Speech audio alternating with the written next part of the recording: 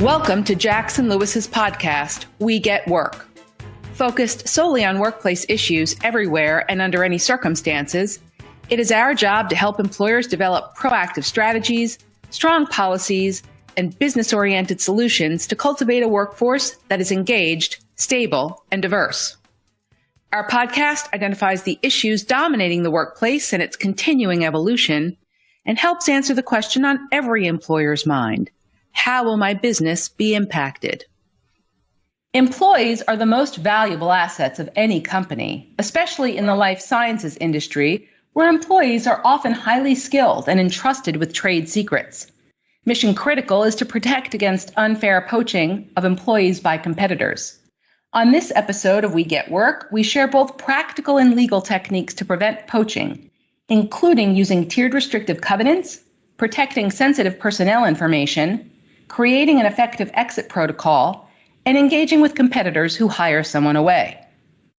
Our hosts today are Cliff Atlas and Eric Winton, co-leaders of the Restrictive Covenants, Trade Secrets, and Unfair Competition Practice Group, and principals, respectively, in the New York City and Boston offices of Jackson Lewis. Cliff and Eric think it's unfair to compare, but often engage in friendly competition over who provides the best client service. However, both agree in not being restrictive in finding the most effective ways to protect clients' confidential business information. Cliff and Eric, the question on everyone's mind today is, how can I prevent poaching in the post-pandemic era and beyond? And how will that impact my business? Hi, I'm Cliff Atlas. And I'm Eric Winton. And welcome to this episode of We Get Work. Why is the topic of how to protect against poaching employees relevant? Especially in cutting-edge industries like life sciences, often one of a company's most valuable assets is its talent. Now, one might think that trade secrets or intellectual property rights or relationships or contacts with clients or customers are the most valuable assets of a company. But without talented employees, you likely would not have neither. Employees create and protect trade secrets, and they're the ones who procure and cultivate customer and client relationships. Cliff, competition for high-quality talent is fierce across many industries, but I know you and I have found that in life sciences, that's really one of the most competitive industries with respect to talent. And this intense type of competition sometimes will, unfortunately, incentivize certain companies to behave poorly and to engage in unfair competition for top talent. And when we talk about unfair competition in this regard, for talent, it's known as poaching or raiding. And this, just stepping back for a second, the default rule is that employees can go wherever they want, right? Absent, they get free to leave or work anywhere, even if they're a competitor, unless there's some covenant that they've signed that says they can't do that. And for the same reason, competing companies can be free to target or solicit specific one-off employees from their competitors to hire them away, subject again to certain limitations, which is what makes the difference between, simply hiring someone from a competitor and raiding or poaching them. Because not every solicitation or hiring of an employee of yours by someone else is a raid or a poach. And that's really an important point that we need to make here. So companies seeking to protect their most valuable asset, their employees, against unfair poaching need to be proactive. And we're going to discuss on this podcast some legal and practical steps to take to defend against the threat of poaching. Thanks, Eric. Before we talk about what you can do, let's spend a minute talking about what you cannot do. Cliff, don't be a negative Ned here. It's not all about what we cannot do. Well, but this is really important because employers may not agree with their competitors or even with the other non-competitive company that might be located down the road that they will not hire each other's employees.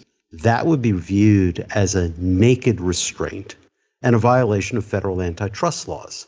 This is according to the October 2016 joint publication of the Department of Justice Antitrust Division and the Federal Trade Commission that's titled Antitrust Guidance for Human Resource Professionals. Now, to be clear, the kinds of activities that likely are problematic include even informal agreements between companies not to hire or not to cold call each other's employees. Informal inquiries about how much your competitor or other companies in your community are paying employees also could be problematic. The Department of Justice's focus on these issues spans the Trump and Biden administrations, and the Department of Justice is very aggressive. We have seen a number of criminal indictments, including of the individual employees responsible for these activities, over the last couple of years. Cliff, I want to make sure I heard you right there, because the people listening to this podcast may be the kind of people who might have to be concerned about being one of those individuals. If they enter into one of these naked restraint agreements, that they may be on the hook criminally as an individual. Yes, that's absolutely right. And if that doesn't get your attention, nothing will. Great. So on July 9th, 2021, President Biden came out with an executive order calling for all kinds of action to be taken to prevent anti-competitive conduct, and including calling on the FTC to engage in rulemaking to prevent the unfair use of non-compete agreements. That's all part of this topic. And earlier in his presidency, Biden had spoken about getting rid of no poaching agreements. And although he did not get into detail as to what he meant exactly by that, from the context, it would appear that he was speaking more about the type of naked restraints mentioned earlier.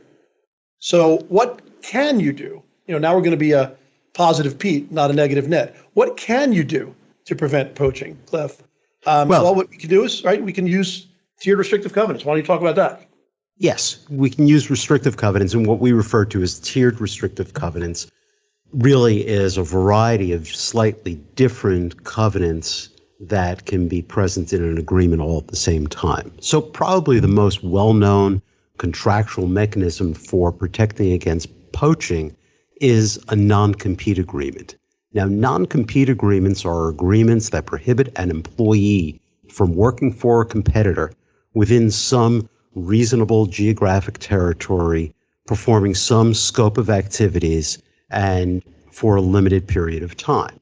I typically refer to these as true non-competes, and I know, Eric, you use the same sort of terminology. Non-compete agreements, while still valid and enforceable at least to some extent in 47 states, have been subjected to increased regulatory scrutiny at both the state and federal levels. But there are other agreements that can be effective, and they're typically scrutinized by the courts less heavily than non-competes. Cliff, So, let me jump in there for a second. When you say other agreements, we're talking about different provisions within the same document ordinarily, right? yes, other clauses. So thank you for correcting me. And we generally recommend that companies consider using different tiers of restrictive covenants with different groups of employees. Even the lowest level of employee should be subject to non-disclosure of confidential information obligations and potential employee or contractor non-solicitation provisions, and possibly no hire provisions, depending upon the jurisdiction. Now, most jurisdictions recognize that companies have a legitimate business interest, or as we call it, a protectable interest, in keeping valued employees. For larger companies, non-solicitation of employee restrictions generally should be limited to those employees or contractors with whom the signing employee had some contact or some connection during employment, and not extend to the entirety of the employee population of a very large corporation. Agreed. And the restrictions, they should prohibit not only personal solicitation, but helping others to solicit or recruit as well. And this is something that we run into a lot in our practice, Cliff, is that, we hear, oh, well, I didn't reach out to that employee. They reached out to me first, as if that is going to make the world of difference here.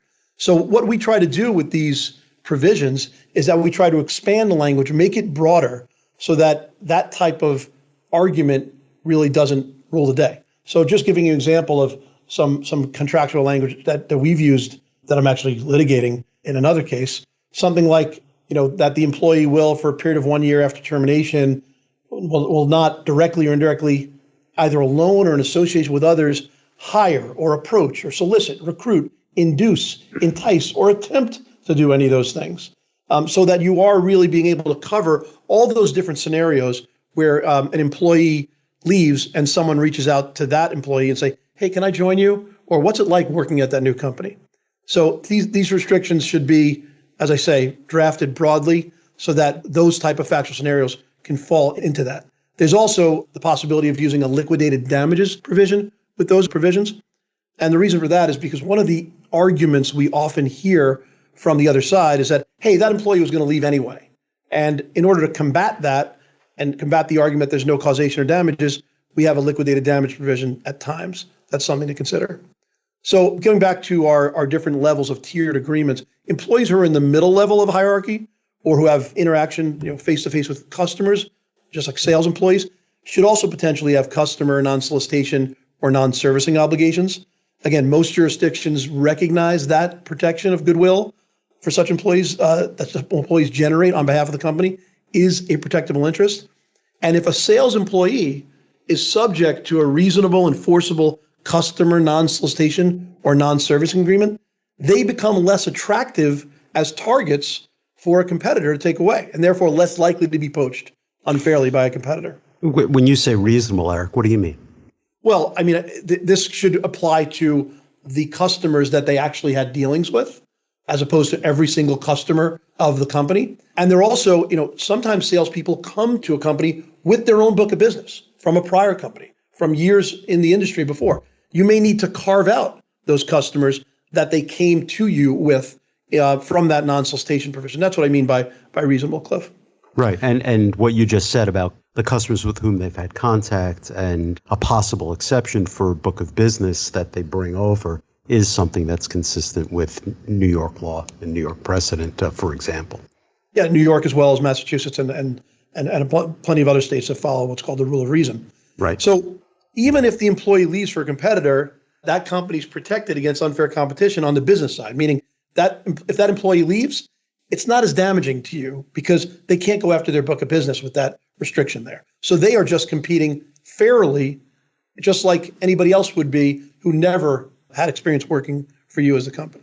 And finally, for senior leaders or research and development employees, companies should consider maintaining or adding the true non-compete provisions in jurisdictions where they are enforceable. And the takeaway here is that true non-competes specifically should not be the default way to protect against poaching for all employees. There are several other options from a contractual standpoint that can be effective to limit raiding, and they make sense for an employee relations and legal enforceability perspective. The next thing you can do to try to combat the potential for raiding or poaching of your employees is to protect your confidential personnel information. Now, when companies talk about are their trade secrets or their confidential business information, they don't often first think of information about their workforce or their personnel as being a trade secret or confidential information. Now, it may not rise to the level of a trade secret, like the recipe for Doritos or something like that, right? But it may, and very well does, rise to the level of confidential proprietary business information that does have a right to be protected and something that can be protected. So how do you protect it? Well, you need to define wherever you define your confidential information, and that should be in your employee handbooks, it should be in policies, and it should certainly be in your restrictive covenants and your non-disclosure agreements. You need to define confidential information in a way that captures sensitive workforce data. This would include information about potentially compensation structure, strengths and weaknesses of your employees, their experience, the level of training of your workforce. This information could be used by a competitor to unfairly poach your key employees. And recently there have been decisions, there was at least one in the past few years in Massachusetts at the highest court, an auto mile decision, which talked about how that kind of knowledge, that inside knowledge to be able to raid key employees is protectable. And it's the kind of information about internal management dynamics, things about specific strengths, training, and frankly, it would give an unfair advantage to someone who has that inside information to be able to raid people from you. And there are things that maybe we're not even thinking about, and maybe it's not necessarily something you put in the drafting, but have some broad reference to it.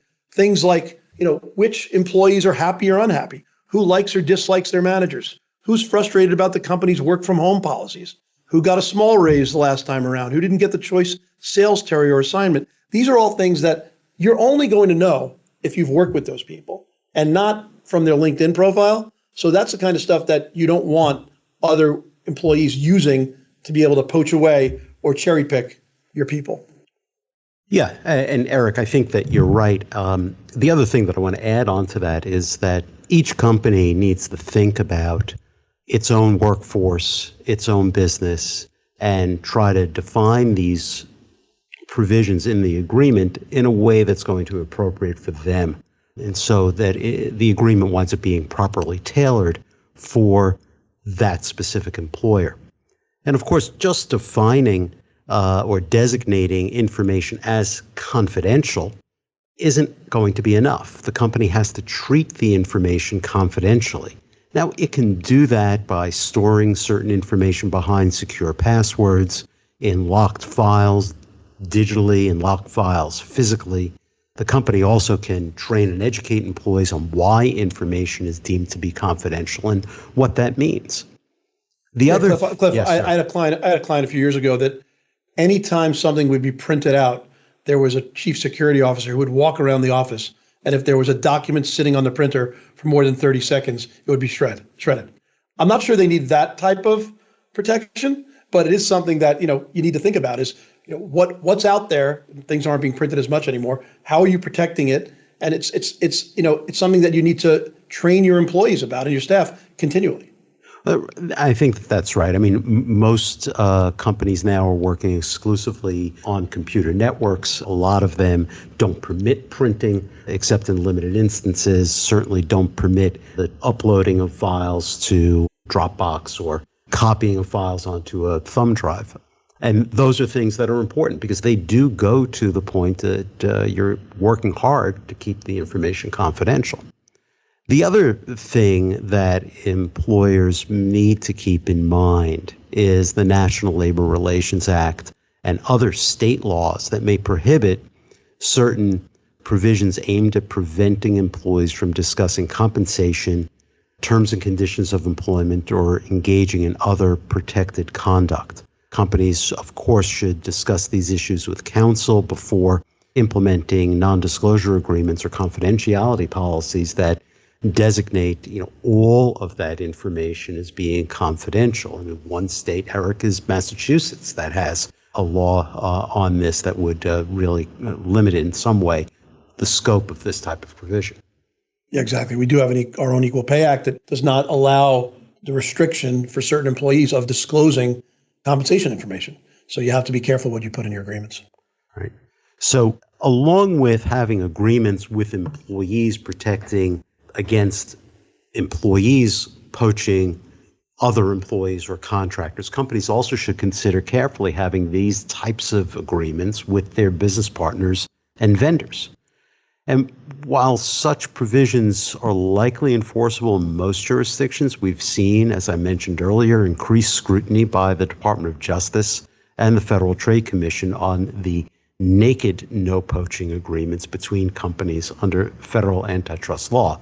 Now, I've used that term a couple of times now, naked no poach agreements.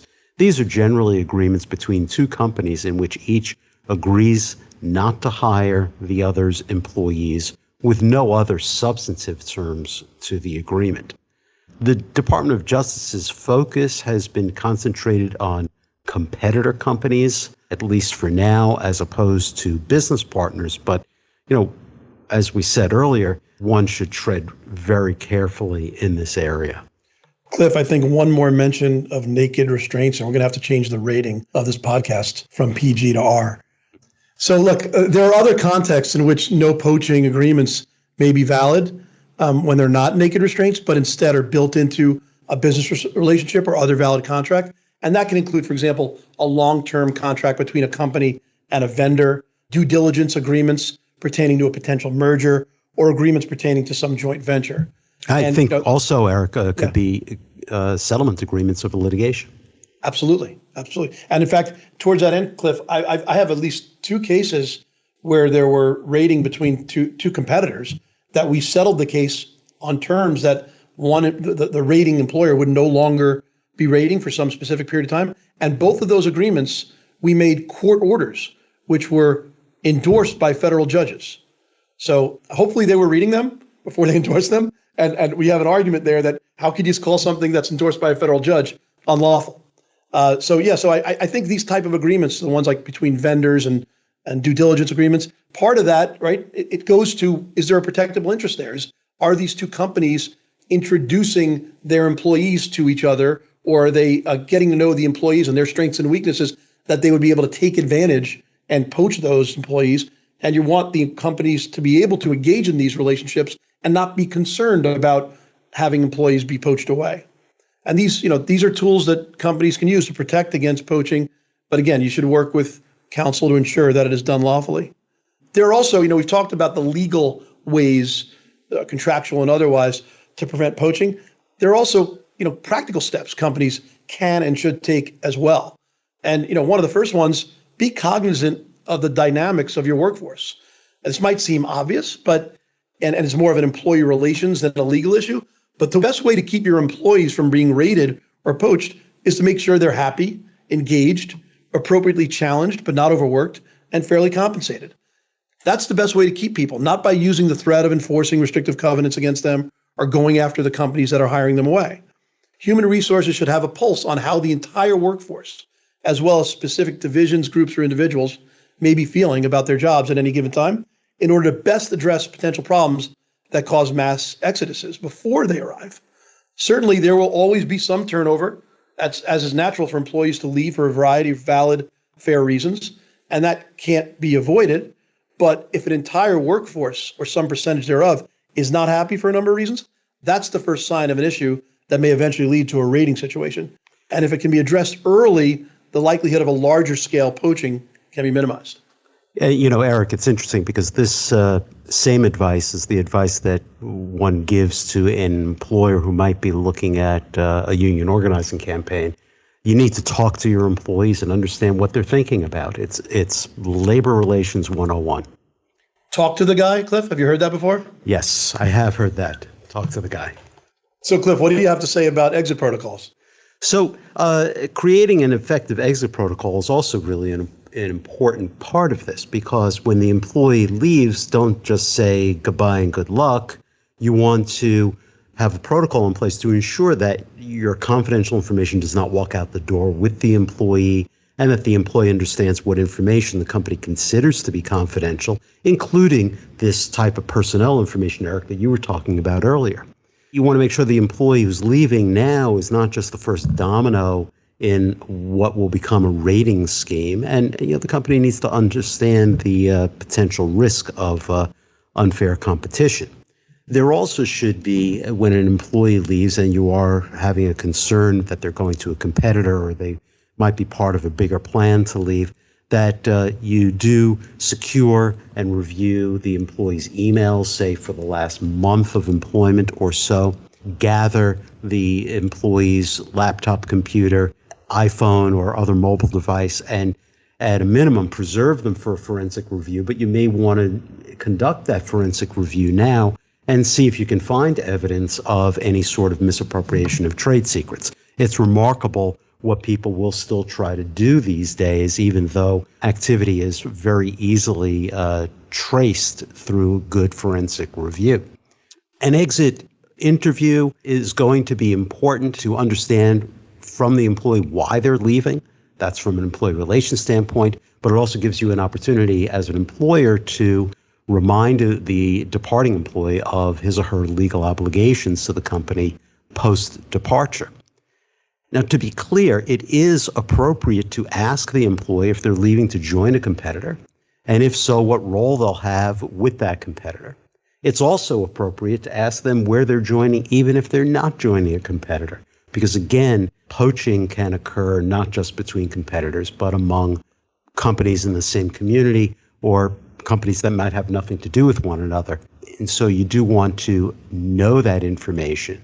During the exit interview, the company can provide the employee with a signed copy of the restrictive covenant agreement, whatever tiers of restrictive covenants might be in that agreement, and remind the employee of what those restrictions are and what they are not supposed to be doing. Of course, it's also helpful to follow up with the employee in writing about these points after they leave, a reminder letter that has a copy of their agreement attached, for example.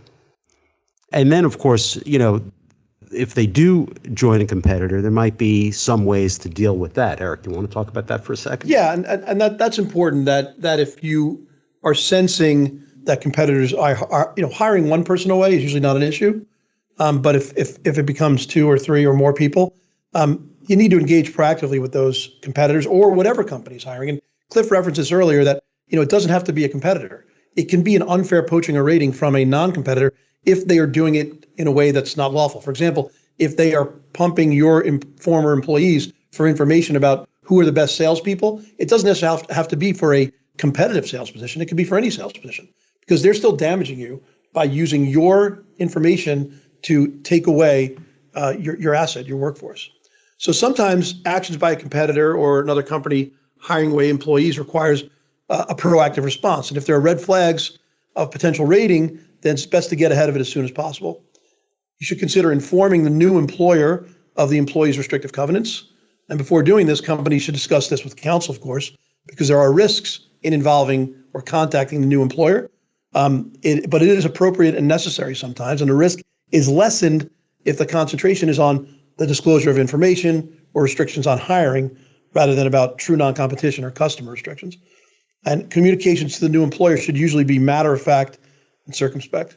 However, it can be important to put a competitor on notice of the company's position on these issues before one departing employee becomes more. It's possible to stop a raiding scheme in its tracks simply by letting the competitor know that the company is monitoring the situation carefully, the company believes it has enforceable legal rights at stake, and the company will enforce those rights through litigation if necessary. Indeed, many times, taking such an action, writing that letter to the other company, will result in the new hiring company speaking to their own counsel and deciding to stop or at least slow down any possible hiring of additional employees in order to avoid potential litigation. Of course, if the companies are direct and fierce competitors, that letter could also lead to an aggressive response. Right. The goal is, Eric, I think as you suggested, to change the conduct of the hiring employer. You want them to back off a little bit. If you do need to litigate, you certainly can do so, but it's important to pick your battles. There are situations that do demand litigation. If a large group of employees is hired away by a key competitor and those employees have enforceable restrictive covenant agreements, your hand may be forced.